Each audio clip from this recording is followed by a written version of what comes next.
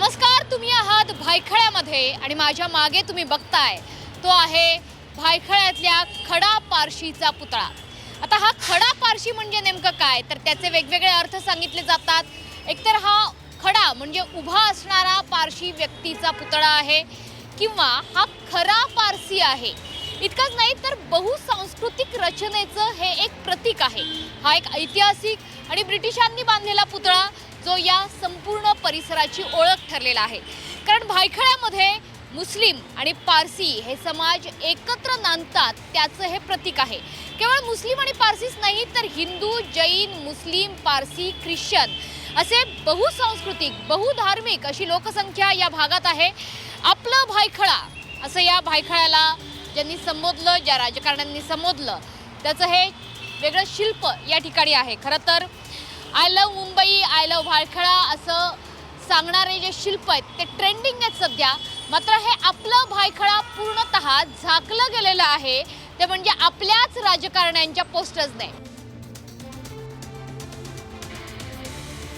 भायखळ्याची एक वेगळी ओळख तयार करून देण्याची मला गरज नाहीये, कारण बहुसांस्कृतिक, बहुराजकीय, बहुआयामी असा हा संपूर्ण परिसर आणि म्हणूनच याला आपलं भायखळा असं म्हणतात आणि म्हणूनच या पोस्टर्सला, या राजकीय पोस्टर्सला हे आपलं भायखळा झाकून टाकावं असं वाटलंय। तर सध्या तरी या भायखळ्यामध्ये मिश्र अशी संस्कृती आहे, मिश्र राजकीय परिस्थिती आहे। उद्धव ठाकरेंच्या प्रती इथल्या मुस्लिम समुदायाला आकर्षण आहे, ते गेल्या काही निवडणुकांमध्ये दिसलेलं आहे। मात्र आता मनसेचा फॅक्टर उद्धव ठाकरेंना या ठिकाणी फटका देणार का? यामिनी जाधव आणि यशवंत जाधव हे पुन्हा एकदा या ठिकाणी चमत्कार घडवू शकणार का? बघूयात या भायखळ्यातली परिस्थिती कशी आहे, भायखळ्यातली ही मुंबई कुणाची आहे। आपको कौन सा नगर सेवक चाहिए, कौन सी पार्टी का चाहिए? ठाकरे, शिंदे, एमआईएम? उद्धव ठाकरे। उद्धव ठाकरे। ओके। उद्धव ठाकरे का आकर्षण है? आकर्षण है। कौन सी वजह से? आदमी सही है, वो शरीफ लोग हैं और फिर ख़ानदानी है, बाला साहब के बेटे हैं। ये उदय साहब ने कोरोना में बहुत अच्छा काम किया मियाँ भाइयों के लिए, मस्जिदों में नमाज़ों के लिए सब किया, इसलिए उनके लिए फेवर में ज़्यादा लोग। हमने वोट किया था शिंदे जी को ना, हाँ। ठाकरे में समझ के, बाद में वो चेंज हो गए। अच्छा, कंफ्यूजन में फंस गया। हाँ हाँ, कंफ्यूजन रह गई ना, वो चेंज हो गए। तो इस बार क्या ख्याल है?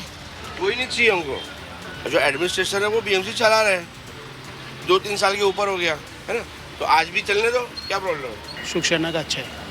कौन सी जामशूदकर, शिवसेना? ये जो अभी फिलहाल में है जामशूदकर साहिब।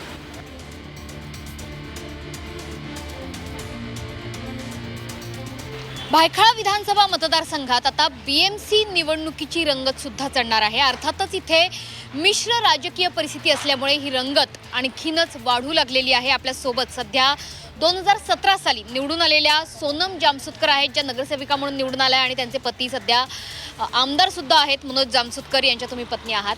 खरं तर निवडून आलेला आहात तुम्ही 2017ला, ते काँग्रेसच्या तिकिटावर। आता कोणाच्या तिकिटावर निवडून यायची इच्छा आहे? उद्धव बाळासाहेब ठाकरे शिवसेना पक्ष, त्या पक्षातून निवडून येणार। बरं, मनोज जामसुदकर यांनी उद्धव ठाकरेंची साथ धरण्याचं ठरवलं आणि आमदारकीला ते निवडून सुद्धा आले। एक मोठा विजय या मतदारसंघाने भायखळ्यामध्ये दिलेला आहे उद्धव ठाकरेंना। काय वाटलं की गेल्या काही वर्षात उद्धव ठाकरेंच्या प्रती असणारं इथल्या नागरिकांचं आकर्षण ते का वाढीस लागते, विशेषतः मुस्लिम मतदारांमधलं? कोरोना काळात त्यांनी इतकी प्रचंड जबाबदारी म्हणजे कुटुंब प्रमुख म्हणून त्यांना भूमिका त्यांनी निभावली, ती खरंच म्हणजे सगळ्यांना, प्रत्येक व्यक्तीला ते त्यांच्या मनामनात ते बसले। मला सांगा की तुमच्या भागामध्ये साधारणतः कोणकोणते प्रश्न आहेत?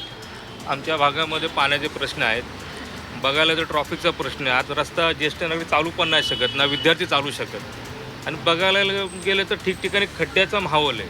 म्हणजे गाव आहे का शहर हेच माहिती नाही पडत। म्हणजे असं बदल एवढा काही झालेला नाही आहे, पण डेव्हलपमेंट इज लाईक की जे मिल्स वगैरे होत्या जुन्या वगैरे त्या सगळ्या डेव्हलपमेंट होतात आहे, पण ज्या आता BIT चाळ आहे त्याच्यामध्ये अराऊंड 8,000 पब्लिक्स आहे इकडे, तर हे असे छोट्या छोट्या, परत ते ताळवाडी आहे इकडे, तर ते कसं आहे ते डेव्हलप व्हायला पाहिजे, तो मोठा प्रश्न आहे। तर इथे तसं नाही होतं, इथे फक्त खाली बिल्डर्स येतात आहे आणि ते फक्त उतुंग इमारती बांधतात आहे, दॅट्स ऑल। मला तुम्ही सांगा की तुम्ही इच्छुक उमेदवार आहात, कोणत्या पक्षाकडून तुम्हाला यंदा निवडणुकीच्या मैदानात उतरायचं आहे? मी संजय भालेराव, भारतीय राष्ट्रीय काँग्रेस पक्षातून मी इच्छुक उमेदवार आहे. येथील प्रश्न बोललात तर सगळ्यात महत्त्वाचा प्रश्न म्हणजे आमच्या विभागामध्ये पूर्ण भायखळ्यामध्ये आणि आमच्या विभागामध्ये मोठ्या प्रमाणामध्ये पाण्याचा प्रश्न आहे.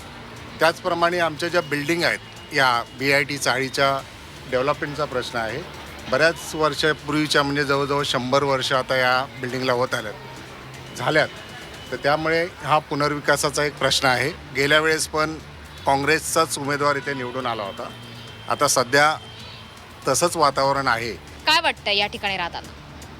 महिलांचा विषय सांगितलं तर म्हणजे साधारण धोका वाटतो एकटीला येण्या जाण्याचा. आता हे ट्रान्झिस काम म्हटलं तर ते धोक्याचंच आहे. ते हालते बिल्डिंग. आता आम्ही BIT चाळीत आहेत. त्या ताडवाडीमध्ये 12, 15, 16 ते नंबर पाडलेत आणि ते एकदम लांब गेलेत तिकडं मानखुर्च्या पुढे.